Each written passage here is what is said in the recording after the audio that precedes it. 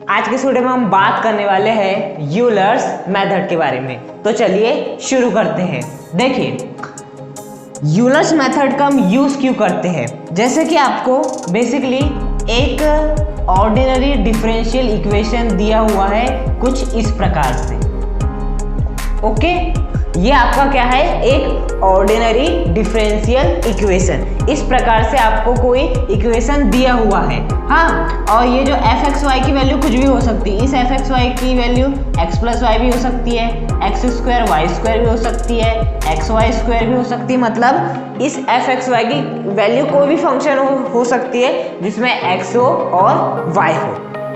तो ये होता है आपका ऑर्डिनरी डिफरेंशियल इक्वेशन। अब यदि इस ऑर्डिनरी डिफरेंशियल इक्वेशन का हमें सॉल्यूशन फाइंड करना है तो हम किस मेथड का यूज करते हैं, यूलर्स मेथड का यूज करते हैं। ओके, अब यूलर्स मेथड का यूज किस प्रकार से करते हैं अब हम वो भी सीख लेते हैं। देखिए, यूलर मेथड का आपको क्वेश्चन किस प्रकार से आएगा, आपको इस प्रकार से दे दिया जाएगा ऑर्डिनरी डिफरेंशियल इक्वेशन, और यहां पर आपको कुछ वैल्यूज भी दी जाएगी। कैसी वैल्यूज, y x0 बराबर y0, ऐसी वैल्यू दी जाएगी। हाँ, अब इस चीज का मतलब समझो। इसका मतलब होता है कि y की वैल्यू y0 आ रही है, y की वैल्यू y0 हो रही है। कब, जब हमने y में x0 रखा। क्या रखा, y में x0 रखा। जैसे कि मैं सपोज मान लेता हूं y बराबर क्या है, एक्स स्क्वायर प्लस 2 है। अब बताओ इसकी वैल्यू क्या क्या हो सकती है, बहुत हो सकती है। ये किस पर निर्भर करेगा, इस x पर निर्भर करेगा। हाँ, यदि मैं इस x के स्थान पे 2 रखता हूं तो आंसर कितना आएगा, 2 दूनी 4 प्लस 2 6। यदि मैं x के स्थान पे कितना रखता हूं 3, तो आंसर बता सकते हो कितना आएगा, 11 आएगा। मतलब ये जो y की वैल्यू है वो x के अलग अलग बिंदुओं पर बदलती जाएगी। तो उसी प्रकार से y x0 बराबर y0 का क्या मतलब है कि यदि मैं y में x0 रखूं, y में x0 रखूं तो मुझे क्या मिल रहा है, y0 मिल रहा है। ये आपको समझना बहुत जरूरी है। अब बेसिकली आपको इस प्रकार से क्वेश्चन में दे दिया जाएगा, आपको एक ऑर्डिनरी डिफरेंशियल इक्वेशन दे दी जाएगी इस प्रकार से, और इस प्रकार से आपको क्लू दे दिया जाएगा और आपसे पूछेगा कि आपको y की वैल्यू निकालना है और किस पॉइंट पे निकालना है, xn पॉइंट पर निकालना है। अब वो xn पॉइंट कुछ भी हो सकता है, दो xn का मान 2 हो सकता है, 4 हो सकता है, 6 हो सकता है, 8 हो सकता है। हाँ, तो बेसिकली यदि आपको इसका मान ज्ञात करना है तो यहां पर आप यूलर मेथड के थ्रू बेसिकली इस y xn का मान ज्ञात कर सकते हैं। फॉर्मूला क्या होगा, देखिए फॉर्मूला मैं यहां पर लिख देता हूं, आपका होगा yn। अब yn का मतलब भी समझो, yn का मतलब होता है y की वैल्यू xn पर। yn का मतलब क्या होता है, y की वैल्यू xn पर। हाँ, तो yn बराबर कितना होता है आपका, yn-1। इस yn-1 का मतलब बता सकते हो, बिल्कुल y की वैल्यू xn-1 पॉइंट पर, हाँ, plus h f x n-1 yn-1, ये आपका फॉर्मूला है। हाँ, अभी केवल यूलर्स मेथड में जब हम यूज करते हैं तो फॉर्मूला कौन सा हम लिखते हैं, वो है ये वाला फॉर्मूला। हाँ, बस इस फॉर्मूले को याद रख लीजिए। हाँ, अब यहां पर समझते हैं yn-1 f(x(n-1) yn-1, इनका भी मतलब मैं समझाऊंगा। सबसे पहले समझते हैं इस h का मतलब। हाँ, देखिए h का मतलब होता है कुछ नहीं है, एक प्रकार का डिफरेंस है। क्या है, डिफरेंस है, जो आपको कैसे निकालना है, xn माइनस x0 करके।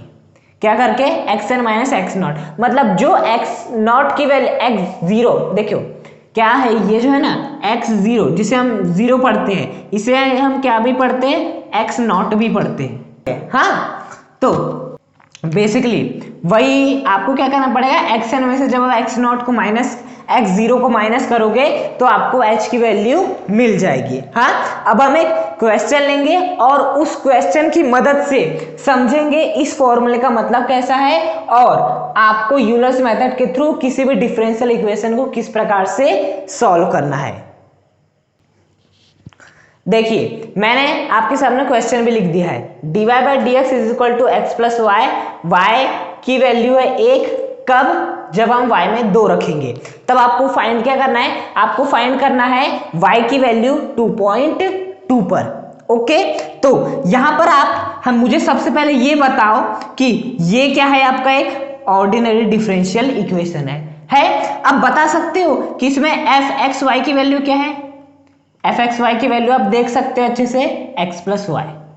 D Y by D X के सामने जो भी होता है वही एफ एक्स वाई होता है, तो यहाँ पर D Y by D X के सामने क्या है? एक्स प्लस वाई, तो एफ एक्स वाई की वैल्यू कितनी हो जाएगी? X plus Y. मैंने ये भी कहा था आपको, क्वेश्चन में ये भी दिया रहेगा वाई एक्स नॉट बराबर वाई नॉट, मतलब एक्स नॉट की वैल्यू क्या है, वाई नॉट की वैल्यू क्या है। तो बता सकते हो एक्स नॉट की वैल्यू क्या है? एक्स नॉट की वैल्यू है 2, देख सकते हो, और वाई नॉट की वैल्यू कितनी? बेसिकली आपकी 1 है। वाई नॉट की वैल्यू कितनी है? आपकी 1 है। मतलब y की वैल्यू 1 आ रही है कब? जब आप y में 2 रख रहे हो। हाँ, और बता सकते हो मुझे कि xn की वैल्यू क्या होगी? xn की वैल्यू हो जाएगी 2.2। देखिए इस xn की वैल्यू कितनी हो जाएगी? बेसिकली आपकी 2.2 हो जाएगी। हाँ, हमें वही तो ज्ञात करना है, y xn का मान ज्ञात करना है 2.2, मतलब xn की वैल्यू कितनी हो गई? 2.2। सबसे पहले आपको इस प्रकार से जो आंकड़े दिए जाएंगे क्वेश्चन में, उनमें पहचान लेना कि fxy क्या है, x0 क्या है, y0 क्या है और आपका xn क्या है। हाँ, अब बेसिकली आगे हमें क्या करना है, अब वो सीखिए। हमें क्या करना पड़ेगा? इस h की वैल्यू फाइंड करना पड़ेगा। अब h की वैल्यू कैसे फाइंड करते हैं हम? h की वैल्यू फाइंड करने के लिए मैंने बताया था xn माइनस x0, बताया था xn माइनस x0। हाँ, अब आगे समझो, xn की वैल्यू कितनी है? xn की वैल्यू है 2.2 माइनस x0 की वैल्यू क्या है? 2 है। 2.2 माइनस 2 कितना हो जाता है? बेसिकली आपका 0.2। कितना हो जाता है? बेसिकली 0.2। मतलब h की वैल्यू तो आपने कितनी बता दी? आपका 0.2 बता दिए। अब बात यहां पर आती है कि हम इस फॉर्मूले को अप्लाई किस प्रकार से करें, अब हम वो सीखेंगे।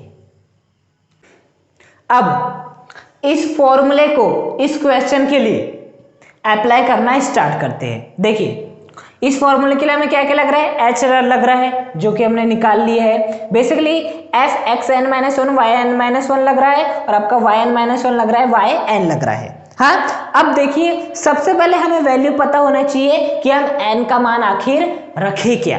हाँ, आप चाहे तो n का मान 1 रख सकते हैं, n का मान 2 रख सकते हैं, n का मान 3 रख सकते हैं, n का मान 4 रख सकते हैं, n का मान 5 रख सकते हैं। ये आपकी मर्जी है कि आप n का मान क्या रखना चाहते हैं। हाँ, अब बात आती है कि आपके लिए कौन सा मान रखना ज्यादा अच्छा होगा।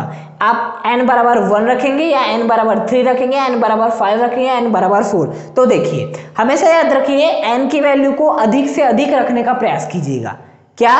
n की वैल्यू को अधिक से अधिक रखने का प्रयास कीजिएगा। आप चाहे तो n की वैल्यू 2 रख सकते हैं, आप चाहे तो n की वैल्यू 4 रख सकते हैं। अब बात आती है कि जब हम n की वैल्यू 2 रखेंगे तो क्या अंतर आएगा, और n की वैल्यू 4 रखेंगे तो क्या अंतर आएगा। देखिए जब आप n की वैल्यू 2 रखेंगे तो आपका जो आंसर आएगा वो उतना एक्यूरेट नहीं आएगा जितना कि जब आप n बराबर 4 रखेंगे। इसलिए एक्यूरेसी को ध्यान में रखते हुए मान एक्यूरेट, अधिक से अधिक एक्यूरेट प्राप्त करने के लिए आपको n की हाई से हाई वैल्यू रखनी चाहिए। यदि मैं बात करूं n बराबर 4 और n बराबर 5 में आपको क्या रखना चाहिए, तो मैं सलाह दूंगा n बराबर 5 रखिए। क्यों? क्योंकि जब आप n बराबर 5 रखेंगे तो आपको n बराबर 4 से अधिक एक्यूरेट मान प्राप्त होंगे। तो ये आप पर डिपेंड करता है कि आप क्या करना चाहते हैं। हाँ, तो फिलहाल के लिए मैं n का मान क्या रखूंगा, n बराबर 2 रखूंगा।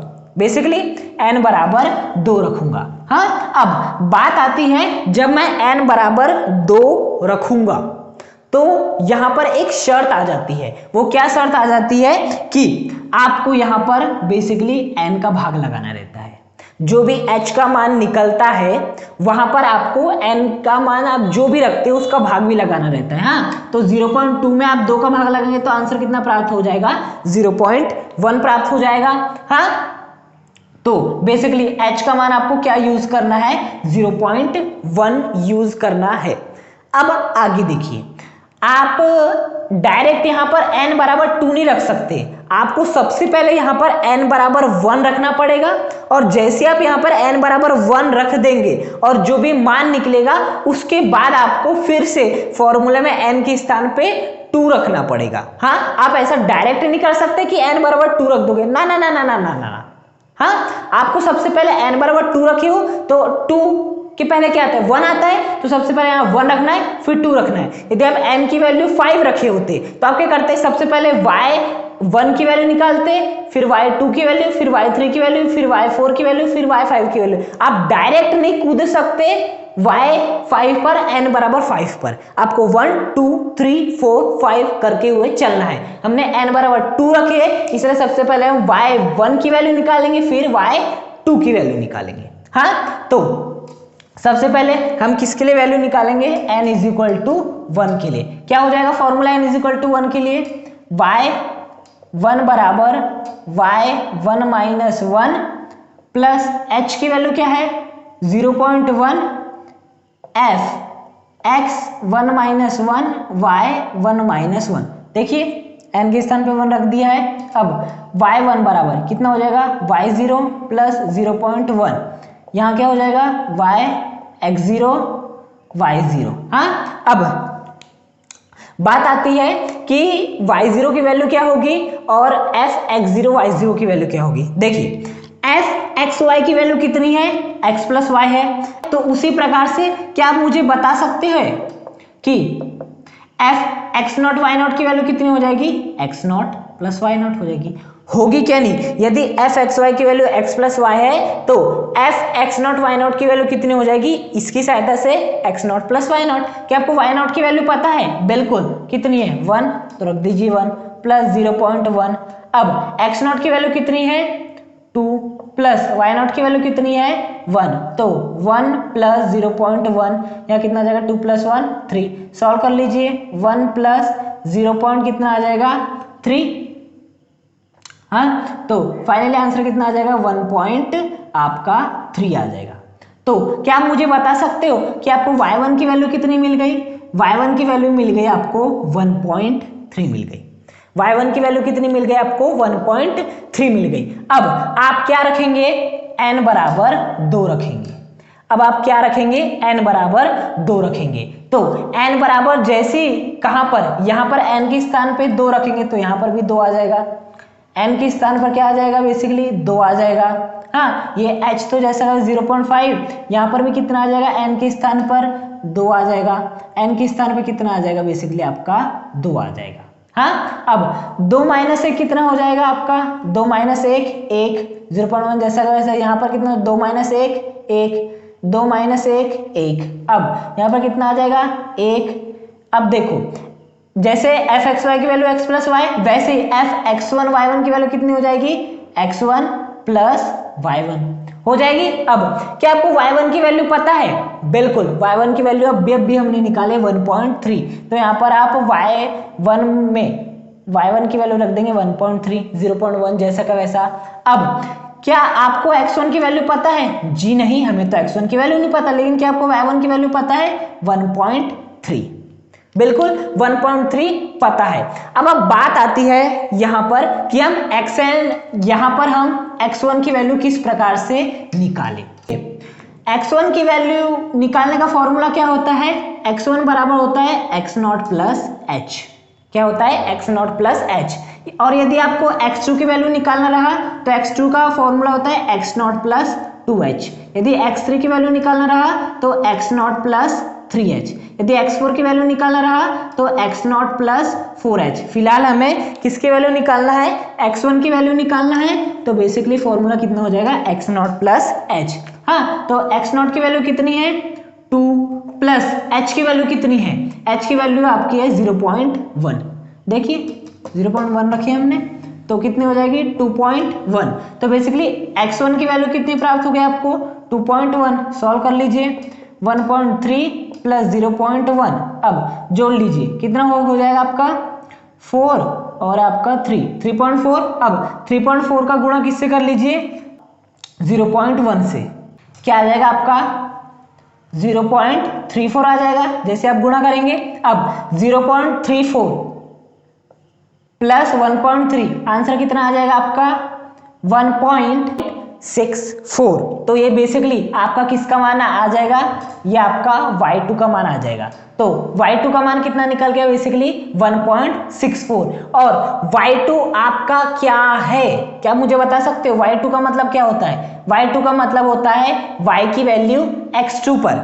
हाँ, और क्या मुझे बता सकते हो कि x2 की वैल्यू कितनी थी? अब बात आती है x2 की तो वैल्यू पता ही नहीं, हमें x1 की वैल्यू पता है, y1 की वैल्यू पता है, x0 की वैल्यू पता है, y0 की वैल्यू पता है, x2 की तो वैल्यू भी नहीं पता। तो x2 की वैल्यू निकाल लो। बेसिकली x2 बराबर क्या होता है x0 प्लस 2h। x0 की वैल्यू कितनी दी है 2 प्लस 2, h की वैल्यू कितनी 0.1। अब सॉल्व कर लो इसे, 2 प्लस 2 इंटू 0.1 0.2, 2 प्लस 0.2 2.2, मतलब x2 की वैल्यू कितनी आ गई 2.2। मतलब मैं इस x2 के स्थान पे क्या रख सकता हूँ 2.2। मतलब मुझे एक प्रकार से क्या प्राप्त हुआ था, मुझे प्राप्त हुआ था मुझे क्या प्राप्त हुआ था y2 बराबर 1.64। देखिए y2 बराबर 1.64। अब y2 का मतलब क्या है, y की वैल्यू x2 पर कितनी प्राप्त हुई 1.64। अब और थोड़ा देखिए x2 का मान कितना है, x2 का मान है 2.2। मतलब मुझे y की वैल्यू 2.2 पर कितनी प्राप्त हो गई 1.64 प्राप्त हो गई। कितनी प्राप्त हो गई 1.64 प्राप्त हो गई। मतलब मुझे यही तो फाइंड करना था y की वैल्यू 2.2 पर, जो कि कितने आ गए 1.64। आप यदि इसे n बराबर 3 के लिए सॉल्व करते तो आपका मान और थोड़ा एक्यूरेट आता, मतलब 1.64 ना आते हुए कुछ और आता, और वो जो मान रहता वो 1.64 की तुलना में और एक्यूरेट होता यदि आप n = 3 रखते, तो भी मान आपको y 2.2 का ही मिलता। हाँ, y 2.2 का ही मिलता, लेकिन वो मान इस मान की तुलना में अधिक एक्यूरेट होता। तो बेसिकली जब आप n बराबर 3 रखेंगे तो यहां पर आपको क्या निकालना पड़ेगा y3 भी निकालना पड़ेगा।